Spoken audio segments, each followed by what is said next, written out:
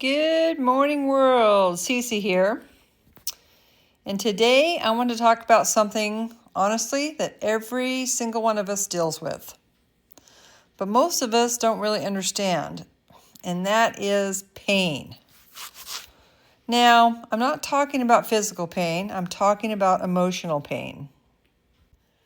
You know, the kind that sits with you, the kind you try to ignore, the kind you push down and pretend isn't there.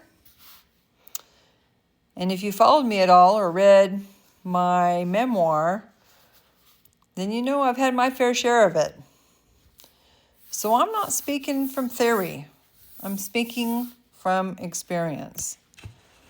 And for a long time, I thought pain was something to fix, something to get rid of, something that meant something was wrong. But what I've learned is that pain isn't the problem. The problem is what we do with it, the power we give it.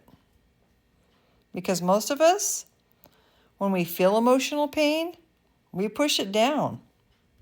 We distract ourselves. We stay busy. We avoid it. Or my personal favorite, I go to the sugar. Because somewhere along the way, we were taught it's not okay to feel that way. Well, what if that pain is actually trying to tell you something? What if your pain isn't here to hurt you, but to guide you?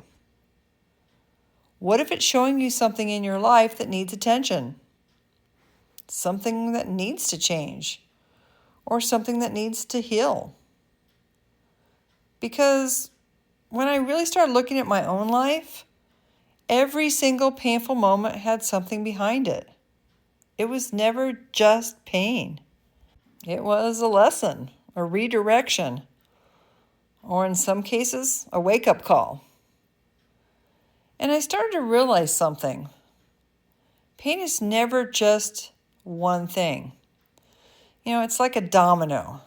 If you feel anger, but underneath that there's hurt, or maybe that hurt, underneath that there's disappointment, and underneath that maybe there's unmet expectations or feeling like you're not enough. And if you only deal with that top layer, you never actually get to what's really going on. So instead of asking, how do I get rid of this pain? Maybe the better question is, what is this pain trying to show me? Because every type of emotional pain, be it grief, anger, rejection, regret, all of it, it has a message. It's pointing you to something in your life that needs to shift, something maybe that needs to heal, or something that needs to grow. And I know it's a lot easier just to push it down, to stay busy, tell yourself everything's fine. But when you ignore pain, it doesn't go away. It builds up. It shows up somewhere else, in your relationships, in your reactions, the way you see yourself, and the way you respond to life. And I'll be honest, for most of my life, I pushed everything down. I powered through it. I didn't want to feel it, some of it. I didn't want to deal with some of it. I just wanted it to go away. But you know what? It never really did. But recently, I've been trying something different. I don't even know if I want to call it meditation. It's more like just being quiet with myself. Not thinking, but actually feeling. And I'll tell you, it's not always comfortable. Because the moment you get quiet, things come up. People, situations, emotions, stuff you thought you were done with. And my old instinct was to push it away. Not now. I don't want to deal with that. But now, I'm trying something different. Now when something comes up, I don't fight it. I don't judge it. I don't try to shove it to the back. I just acknowledge it. And yes, I talk to myself in third person.